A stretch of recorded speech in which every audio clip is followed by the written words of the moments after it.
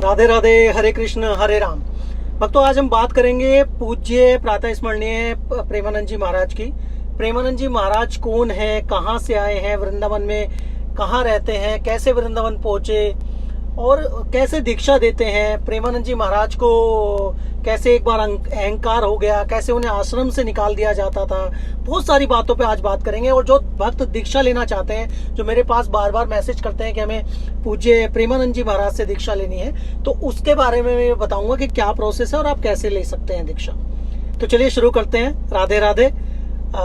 देखिए, पूज्य प्रेमानंद जी महाराज कौन है, उसके लिए तो मैं यही कहूँगा, हमारे लिए तो साक्षात भगवत स्वरूप है, भगवान का स्वरूप है।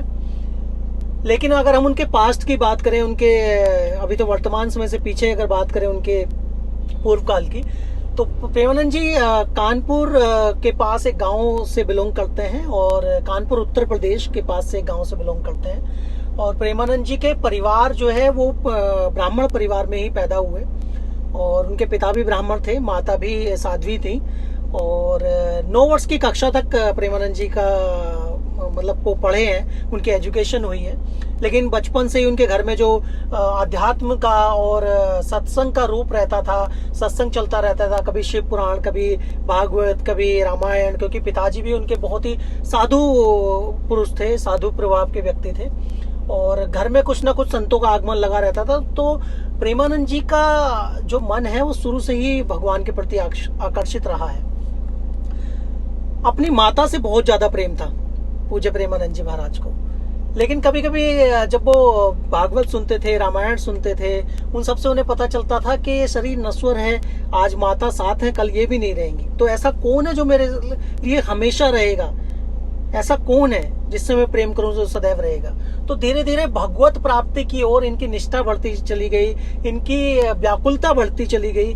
और इन्होंने एक बार अपनी माँ से विचार विमर्श भी किया, माता, कि मैं बाबा बनना चाहता हूँ, मैं तो विरक्त होना चाहता हूँ, घर से जाना चाहता हूँ, भगवान की प्राप्ति करना चाहता हूँ। लेकिन माता ने उस बात को सीरियसली नहीं लिया। उन्हें लगा क्योंकि बच्चा है, अभी 9वीं कक्षा का बच्चा कितने आयु का होता है, 12-13 वर्ष का। बोले कि अभी इसकी क्या आयु है और कहाँ ये वैसे ही कह रहा होगा, कोई किसी संत के मुख से कोई बात सुन ली होगी तो इसलिए बोल रहा होगा ऐसा। लेकिन अगली रात्रि ही सुबह 3 बजे प्रेमानंद जी ने, क्योंकि व्याकुलता इतनी ज्यादा थी कि अपना घर छोड़ दिया और वो पहुंचे काशी।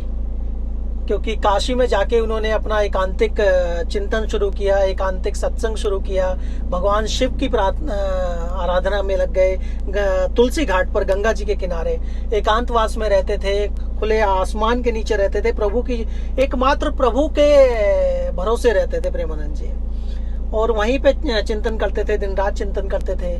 बस ऐसे ही एक बार कभी उनके मन में ख्याल आ गया कि वृंदावन का, क्योंकि वो नाम सुनते थे संतों के मुख से, तो बोले वृंदावन क्या है, बहुत महिमा सुनी है वृंदावन की, चलिए कभी वृंदावन भी जाएंगे। तो ये विचार उनके मन में आ गया। वो वृंदावन का विचार सिर्फ भोले बाबा की कृपा से आता है, क्योंकि भोलेनाथ के बहुत ही निष्ठावान भक्त थे और प्रभु जिस पे कृपा कर देते हैं ना भोले बाबा, उसे ठाकुर जी की श्री हरि की भक्ति दे देते हैं।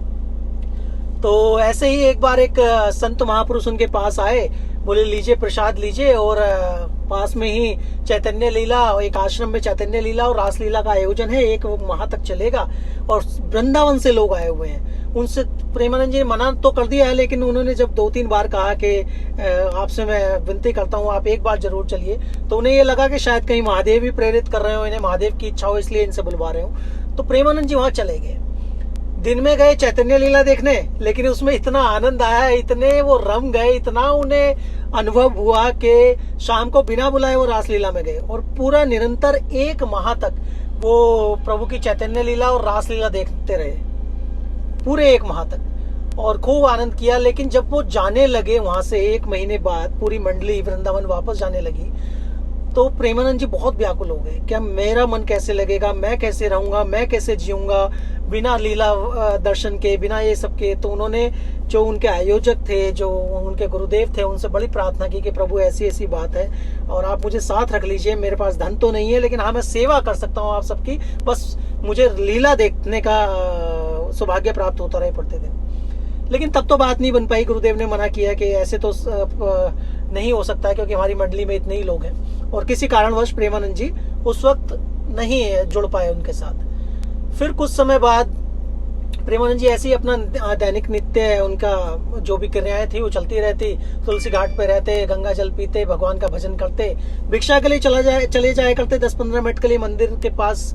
और अगर 10-15 मिनट में कुछ मिल गया तो ठीक है, भोजन पा लिया प्रभु की कृपा से, वरना तो उन्होंने आनंद में गंगा जल पी के ऐसे ही प्रभु के भजन करके प्रभु के भरोसे ही जीवन गुजारना शुरू कर दिया। अब कुछ समय बाद एक संत महापुरुष हनुमान जी का, संकट मोचन हनुमान जी का प्रसाद लेकर उनके पास आए। बोले लो प्रभु प्रसाद पाइए। बोले मुझे क्यों दे रहे हैं? बोले बस अंदर से प्रेरणा हुई कि आपको दूं। बोले यहाँ तो बहुत लोग बैठे हैं, लेकिन आप मुझे ही क्यों दे रहे हैं? प्रेमानंद जी ने प्रश्न किया। बोले नहीं प्रभु, अंदर से प्रेरणा हुई और ये संकट मोचन हनुमान जी का प्रसाद है, आप खाइए। तो प्रेमानंद जी ने जब उनकी वेशभूषा देखी तो थोड़ा संतुष्टि होने के बाद प्रसाद पा लिया। उन्होंने कहा संत भगवान ने कि प्रभु आप हमारे साथ चलिए, मेरी कुटिया में चलिए, वहां रुकिए, यहाँ कहाँ आप खुले में रहते हैं? उन्होंने कहा प्रेमानंद जी ने कहा कि मैंने ये व्रत लिया हुआ है, मैं किसी भी गृहस्थ के यहाँ नहीं जा सकता, उसके घर में पैर नहीं धर सकता, मैं जहां भी रहूंगा विरक्त भाव में ही रहूंगा। अब ये सब बात हुई तो उन्होंने कहा संत महापुरुष ने कि देखिए मैं खुद एक संत हूँ, एक साधु हूँ और मैं गृहस्थ नहीं हूँ, आप मेरी कुटिया में चल सकते हैं। तो वहाँ कुटिया में ले गए, उन्हें बहुत अच्छा भोजन कराया। भोजन कराने के बाद प्रेमानंद जी के मन में एक व्याकुलता तो चली रही थी कि वृंदावन जाना है, मुझे वृंदावन जाना है। उन्होंने उनसे भाव प्रकट कर दिया कि क्या आप मुझे वृंदावन पहुंचा सकते हैं? और उन्होंने कहा कि हाँ मैं आपको पहुंचा सकता हूँ वृंदावन, आप कल ही वृंदावन के लिए निकलते हैं। तो वृंदावन के लिए उस समय बनारस से कोई डायरेक्ट ट्रेन नहीं थी, तो पहले ये लोग चित्रकूट गए। चित्रकूट से उन्होंने प्रेमानंद जी महाराज को ट्रेन में बैठा दिया। रास्ते में पूज्य गुरुदेव को दो लोगों, सज्जन लोगों से उनकी बात हुई। उन्होंने कुछ धन देने की भी बात कही, लेकिन पूज्य प्रेमानंद जी ने कहा मुझे धन की आवश्यकता नहीं है, बस मथुरा जहां मैं उतर रहा हूं वहां अगर कुछ निवास की व्यवस्था हो जाए तो बहुत अच्छा है। वो अपने साथ ही प्रभु को ले गए, गुरुदेव को, और एक गेस्ट हाउस के बाहर प्रभु को बैठाया और कहा कि हम अभी अंदर जा रहे हैं, आपको बुलाते हैं थोड़ी देर में। लेकिन 11 बज गए रात्रि के और ठंड भी पड़ रही थी, कोई बुलाने नहीं आया। तभी एक सज्जन सामने से आ रहे थे, उन्होंने कहा बाबा यहाँ कैसे बैठे हो? तो उन्होंने बताया कि प्रभु ऐसी ऐसी बात है, मैं ऐसे ऐसे आया हूँ बनारस से और ये दो सज्जन अभी अंदर गए हैं, वो मुझे यहाँ छोड़ के गए हैं कि आपको अंदर बुलाते हैं थोड़ी देर में, लेकिन अभी तक कोई आया नहीं है। उन्हें इस बात का कोई आभास नहीं था कि कोई इसमें कोई सम्मान अपमान की बात है, क्योंकि वो तो प्रभु के प्रिय हैं, प्रेम भाव में रहते हैं सदा संलग्न। तो वो सज्जन उन्हें अपने घर रह गए कि बाबा बहुत ठंड पड़ रही है, आप मेरे साथ आओ। अपने घर ले गए, बहुत सुंदर भोजन कराया और अगले दिन सुबह उन्होंने द्वारकाधीश जी का दर्शन करवाया उन्हें। और द्वारकाधीश जी का दर्शन करते हुए प्रेमानंद जी इतने भाव विभोर हो गए, बहुत बिलक बिलक कर रोने लगे। पूरा मंदिर, पूरा प्रांगण, सभी गोस्वाई जी और सभी जो लोग वहाँ सेवा में थे, सभी इन्हीं की ओर प्रेरित हुए और इनके माला इन्हें अर्पण की, मिठाइयाँ अर्पण की। फिर थोड़ी देर बाद इन्हें ध्यान आया कि मैं बहुत ज़्यादा भाव विभोर हो गया हूँ। तो फिर उन्हीं महोदय से इन्होंने प्रार्थना की कि मुझे वृंदावन जाना है, क्या आप मुझे वृंदावन पहुँचा सकते हैं? तो उन्होंने वृंदावन में जगह पूछी तो इन्हें कहीं ना कहीं सत्संग में सुने हुआ था रमन रेती, तो बस वो जगह याद थी, वहाँ पहुँच गए और उन्होंने व्यवस्था करा दी। तो रमन रेती पहुँच गए और वहाँ किसी साधु महानुभाव से के जरिए एक आश्रम में इन्हें रुकने की व्यवस्था मिल गई। 3-4 दिन वहाँ रुके, बिहारी जी के दर्शन किए।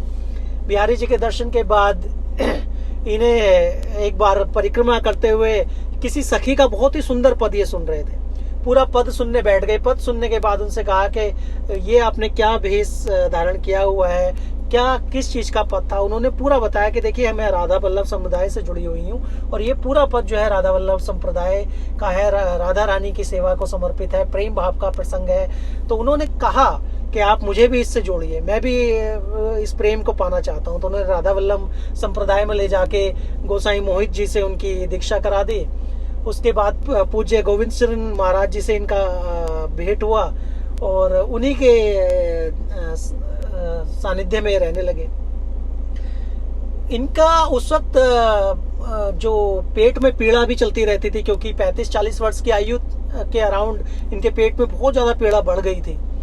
और रामकृष्ण मिशन के तहत इन्होंने चेकअप भी कराया अपना, तो उसमें डॉक्टरों ने इन्हें साफ साफ बताया, वैसे तो वो परिवार वालों को बताते हैं, लेकिन कहा कि बाबा आप अकेले हो, आपके साथ कोई और नहीं है। तो ये बात मैं आप भी को बता देता हूँ कि आपकी दोनों किडनियां खराब हो चुकी हैं, आपके पास ज्यादा से ज्यादा 3 साल 4 साल है, इससे ज्यादा समय नहीं है। अब इन्होंने सोचा कोई बात नहीं, जितने भी जीवन बचा भजन करके आनंद में बिताएंगे। लेकिन अपने गुरुदेव के सानिध्य में रहे। गुरुदेव ने एक दिन इन्हें बोले कि आप जाइए माधुकरी मांग के लाइए वृंदावन में ब्रजवासियों से। और क्योंकि ये उच्च ब्राह्मण कुल से थे तो इनके मन में भाव रहता था कि मैं किसी निम्न जाति के घर से भिक्षा नहीं लेके मांग सकता। लेकिन गुरुदेव ने कहा कि ब्रजवासियों में अंतर मत समझिएगा, ये सभी भगवान के पार्षद है। गोविंद शरण महाराज जी ने इनसे यही कह के भेजा कि किसी में भी भेदभाव मत करिएगा, ये भगवान के पार्षद है। तो ये जिसके घर गए वहाँ एक महिला ने इन्हें रोटी ला के दी। रोटी पे प्याज की चटनी रखी हुई थी और थोड़ी देर बाद वहां से एक सूअर निकल के भागा। तो ये बड़े व्याकुल हो गए, बड़े भारी मन से गुरुदेव के पास तो आए, रोटी दी, कहा गुरुदेव ऐसे ऐसे मैं निम्न जाति की महिला के घर गया था और ये चीज हुई। तो गुरुदेव ने कहा कोई बात नहीं, जाओ इस रोटी को जल से धो लो और उसके बाद आधी तुम खाना आधी मैं पाऊंगा। और उन्होंने यही शिक्षा दी कि कभी भी ब्रजवासियों में अंतर मत करना, ये सभी ठाकुर जी के पार्षद हैं, ये गाली भी दे तो आशीर्वाद है। दूसरी बात, और जैसे किसी आश्रम में उससे पहले रुक जाया करते थे, तो आश्रम के लोगों को जब इनकी बीमारी का पता चला तो उन्हें यहाँ से किसी न किसी बहाने से निकाल दिया जाता था, भगा दिया जाता था। तो प्रेमानंद जी ने बड़ा अपमान भी सहा। लेकिन जब एक समय ऐसा आ गया था पूज्य गोविंद शरण महाराज जी से मिलने से पहले, कि एक समय ऐसा आ गया था कि प्रभु इन्होंने अपने आप को पूरा समर्पित कर दिया कि जब तक अपनी तरफ से प्रयास करते रहे तब तक तो बहुत पीड़ा में रहे, लेकिन जब इन्होंने अपने आप को समर्पित कर दिया राधा रानी के चरणों में, तो उसके बाद से सिर्फ और सिर्फ राधा रानी इनकी चिंता में रही, राधा रानी ने इनकी चिंता ले ली और उसके बाद ये सिर्फ और सिर्फ आनंद में है। प्रभु हम सबके लिए आज 18-20 वर्ष हो गए हैं किडनी खराब हुए, डॉक्टरों ने जब इन्हें समय दिया था, और अभी भी प्रभु इतनी पीड़ा में सिर्फ हमारे और आपके लिए, हमारे और आप सबके उद्धार के लिए बैठे रहते हैं, एकांतिक वार्तालाप के लिए बैठे रहते हैं, सत्संग के लिए बैठे रहते हैं। और मैं तो कहूँगा कि प्रभु उन्हें बहुत दीर्घ आयु दें, मेरी आयु उन्हें लग जाए, और बहुत कृपा हम सब पर है। हम बहुत सौभाग्यशाली हैं कि वो आज हमारी समक्ष है। अब जिन्हें दीक्षा लेनी है तो मैं दीक्षा का प्रोसेस बता देता हूँ। प्रेमानंद जी महाराज के लिए कुंज वृंदावन धाम में रहते हैं। आप वृंदावन धाम पहुंच के किसी भी रिक्शा वाले को बोलिएगा पूज्य प्रेमानंद जी के यहाँ जाना है, क्योंकि उनके एड्रेस को बताने की किसी को जरूरत नहीं है। आप सिर्फ नाम बता दीजिए, रिक्शा वाले अपने आप ले जाएंगे। वहां आपको दीक्षा के लिए प्रोसेस करना है, एकांतिक वार्तालाप के लिए प्रोसेस करना है, कम से कम 2 दिन का समय निकाल के जाइएगा। एक रात को जिस दिन आप उनके दर्शन करेंगे उस दिन पर्चे पे आपका नाम लिखा जाता है, ठीक है, और अगले दिन आपका नंबर आता है। पर्चे पे आपका प्रश्न और नाम लिखा जाता है, अगले दिन आपका नंबर आता है। अब दीक्षा की रही बात, तो पूज्य प्रेमानंद जी के ऊपर निर्भर करता है पूरी तरह से, क्योंकि आप जब दीक्षा के लिए जाएंगे हो सकता है वो आपको पहले, क्योंकि वो ना समर्थता देखते हैं, तत्व देखते हैं, पात्रता देख के दी जाती है कोई चीज, पात्रता देख के दीक्षा दी जाती है। अगर उन्हें लगा कि आपसे पहले राधा नाम जपवाना है तो आपको ये भी बोल सकते हैं कि आप पहले 1 वर्ष तक राधा नाम जप करिए। गुरु रूप में आपने स्वीकार कर लिया है, आप स्वीकार कर लीजिए और 1 वर्ष तक राधा नाम जप करिए और उसके बाद आप आके दीक्षा लीजिएगा। बीच बीच में आप जब समय मिले आप आइए और 1 वर्ष तक राधा नाम का निरंतर जाप करने के बाद आप आके दीक्षा लीजिए। तो ये प्रोसेस है उसका। और बाकी उनकी इच्छा, प्रभु की इच्छा कि आप पहली बार जाएं और पहली बार ही दीक्षा मिल जाए, ठीक है। इसलिए आनंद में रहिए, खूब नाम जप करिए। राधे राधे। हमारी वीडियो को प्लीज शेयर करिए, चैनल को सब्सक्राइब करिए, लाइक करिए, शेयर करिए। राधे राधे। हरे कृष्ण हरे राम।